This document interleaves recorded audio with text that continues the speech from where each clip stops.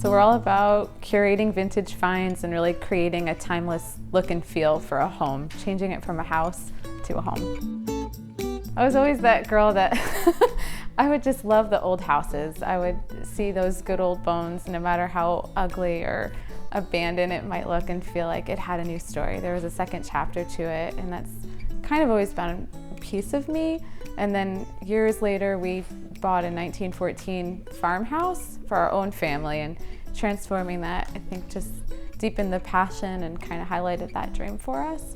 I'm originally from New York, so that's one of my top spots. It's not a secret, but the East Coast is the oldest part of the country. So that's where we really bring a lot of our pieces from. Massachusetts and New York are probably the two top states for us, but we've traveled as far as Texas and Wisconsin to the west.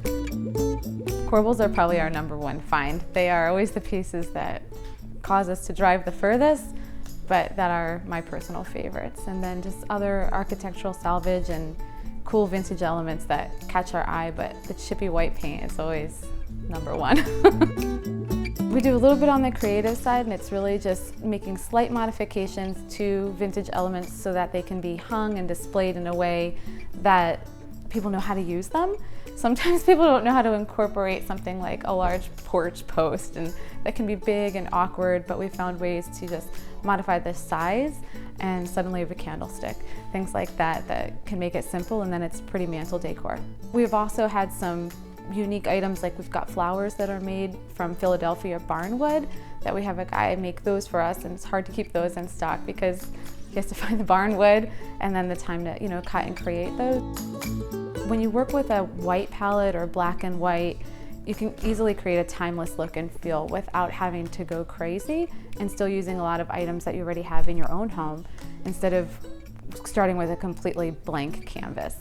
So I think sometimes it's not got to be a big item like bringing in a mantle and putting on a blank wall and then decorating with other items, but just creating a piece in a room that can be like a focal point, or hanging something above a mirror, for example, or above a doorway that suddenly highlights a part of your house that might just seem like a blank space, and making it something conversational.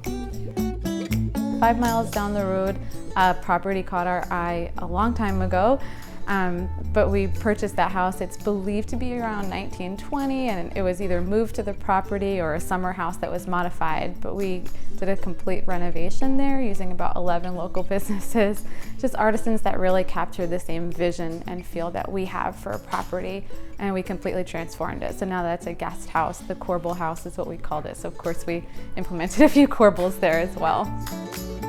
Hartville's such a small town. It's quaint and unique, it's quiet, but it has that homey feel. There's about 15 shops in our little downtown and a lot of small family-owned businesses, so there's a lot of that vibe where people want to find something unique, new, and different, but also with that vintage flair. So there's a couple other shops that also really just collaborate well and have the right fit for our shop being here as well.